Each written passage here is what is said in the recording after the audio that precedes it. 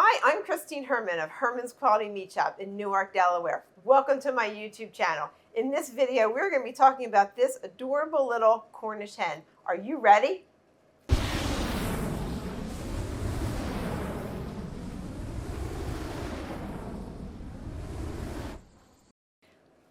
This is a Cornish hen.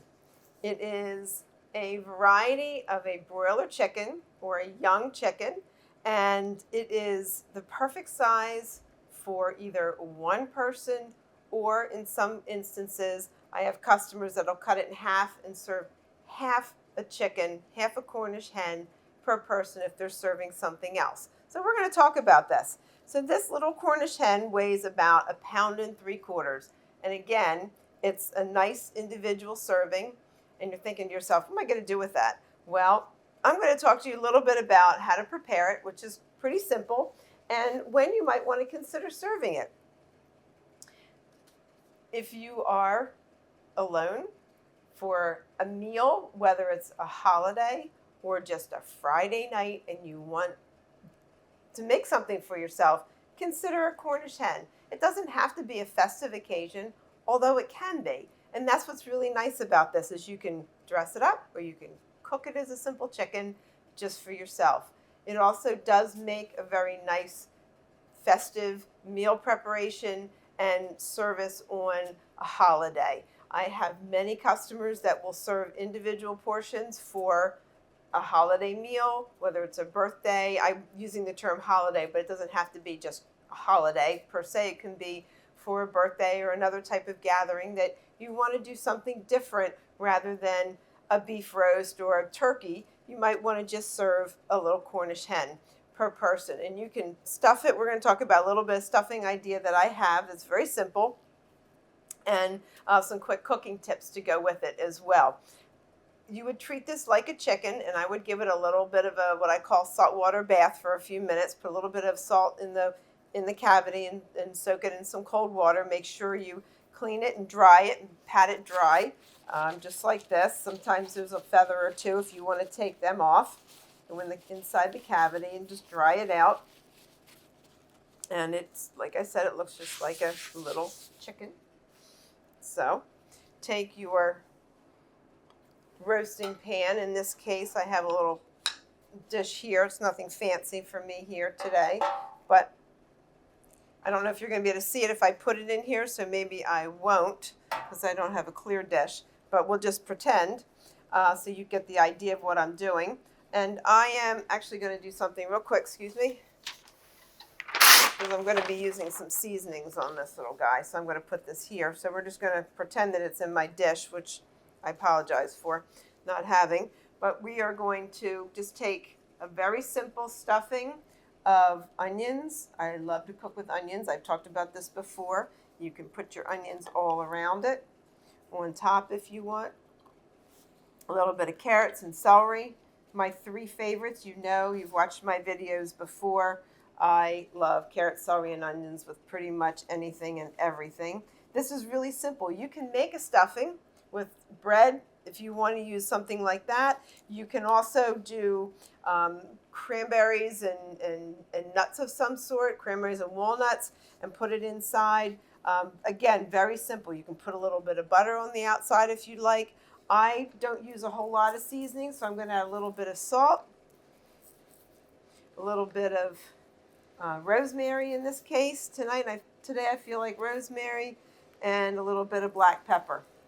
And that's it. Really simple. Just very simple. If you want to add a little bit of water, I always wear gloves when I'm working with fish and chicken. And if you want to make it a little festive looking, you can tuck the little wing tips underneath and under his little body there, like that. And I'll turn this around so you can get a better visual. And just imagine this in your pretty casserole dish, and then imagine it being served, how pretty that would look on a plate. And of course, you would serve it with your favorite vegetables that you're having with your dinner. Very easy to cook because it's so small. It takes about 25 minutes at 350. Again, I would put a little bit of water, maybe drizzle a little bit of olive oil and butter on top to crisp up the skin. And it's so easy, and it's so festive, and it's quite overlooked. And underappreciated. How's that? So consider a Cornish hen sometime. So I hope this was helpful. I hope it kind of gave you a new perspective on a different type of poultry. It does taste like chicken because it is a chicken, so it's not going to have a different flavor, but it's simple and delicious. So I hope that just sort of opened your eyes to something different to consider trying sometime. Thank you.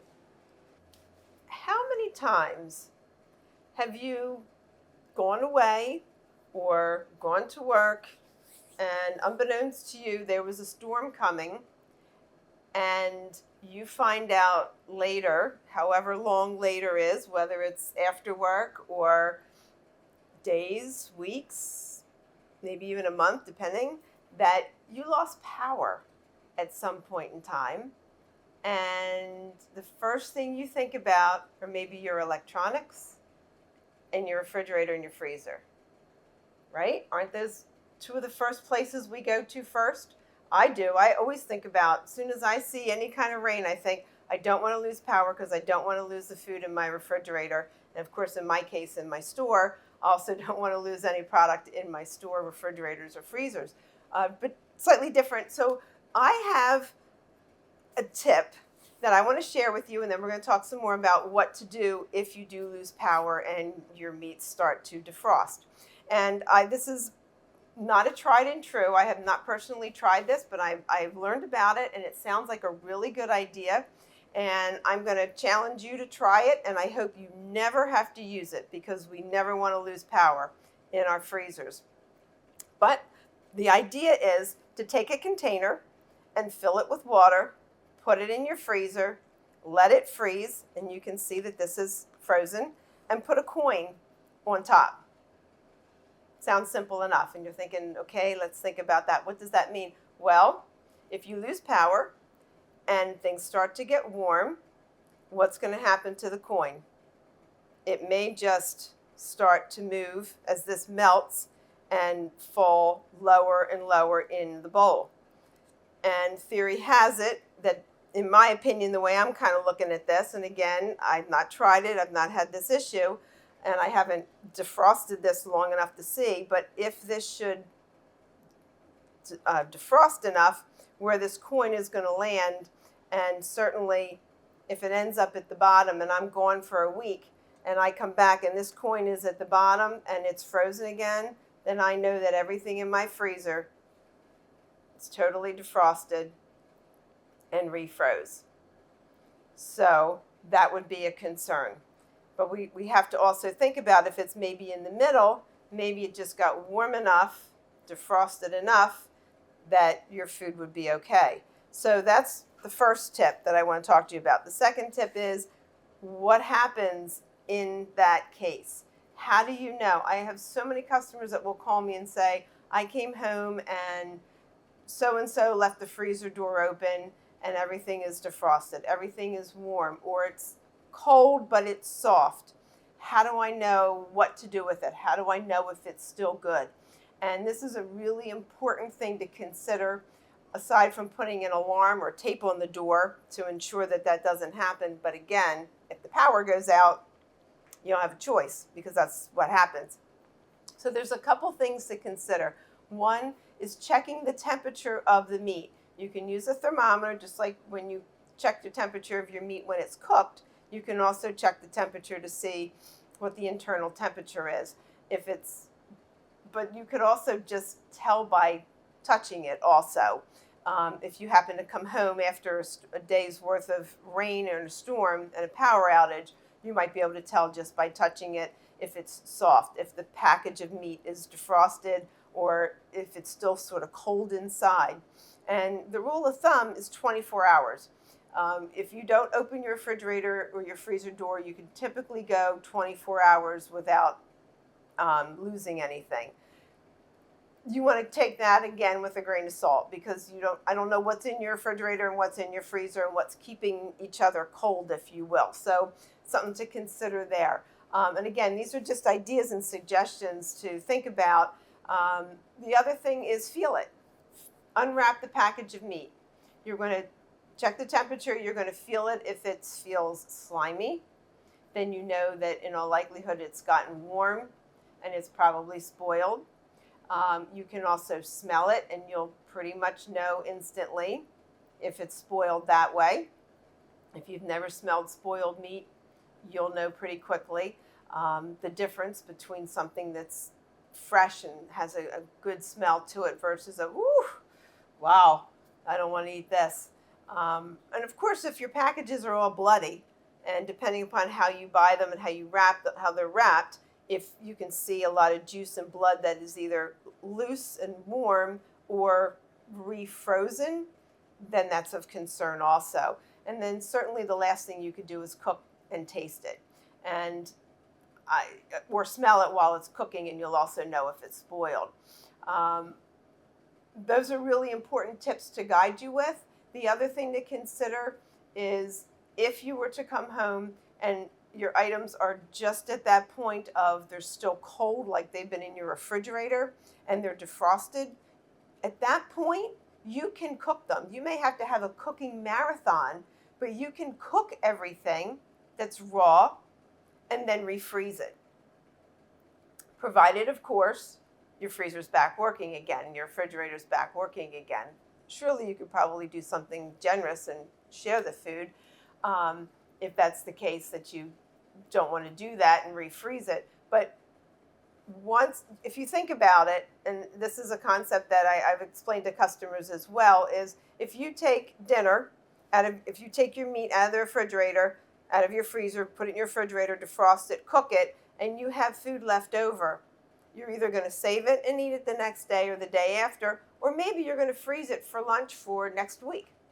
So it's the same concept. If you have a whole pound of ground beef and you don't know what to do with it because it's a whole pound of ground beef, it's too much, maybe you can make a small pot of chili, cool it down, and freeze it. Freeze it into small size containers for lunch or for dinner, or make 4 hamburger patties with it or 3 hamburger patties. Cook the hamburgers, individually wrap them, and when you're ready, you pull out a hamburger. It's already cooked. You just heat it up or microwave it or whatever you want to do, and you've got your meal ready. And that will help save your food from being totally wasted, if in fact it's still good and fresh based upon what we talked about earlier. So off the top of my head, those are some ideas and suggestions for monitoring what's in your freezer under those circumstances. And you can also tell probably by your ice cream, or if you keep ice cream or ice cubes or other things in your freezer. It's the same concept with the coin. And depending upon what's in your refrigerator, oftentimes condiments are usually okay for, like I said, that 24-hour period. Again, depending upon what you have in there and what's keeping it all cold. So you always want to check things under those compromised circumstances before you eat them or feed them to somebody, and if you need to cook them. And I always say your first loss is your best loss. So if you're not sure, throw it away. It's not worth giving yourself or somebody else sick. But if you don't have to lose it, you can cook it and preserve it and save it for another time. So I hope those tips were helpful. Feel free to add some of your own tips or suggestions for this conversation in the comments below. That would be helpful to share with some other folks too. Thank you so much. I am going to challenge you, if you will, to try a Cornish hen sometime. I think you'll be pleasantly surprised that if you eat chicken or any kind of poultry, you just might enjoy this little unsung jewel. So let me know. Give it some thought and let me know how you prepare it. Put it in the comments below. Send a picture, whatever you'd like to do. You can even go on my Facebook page if you'd like and tell me how you liked your Cornish hen sometime. So thank you for being part of the Herman family. Remember to like this video, give us a thumbs up, share it with your friends and family so that they can learn about Cornish hens and all of the other fun things that we have going on our channel and become part of the Herman family. Thank you so much.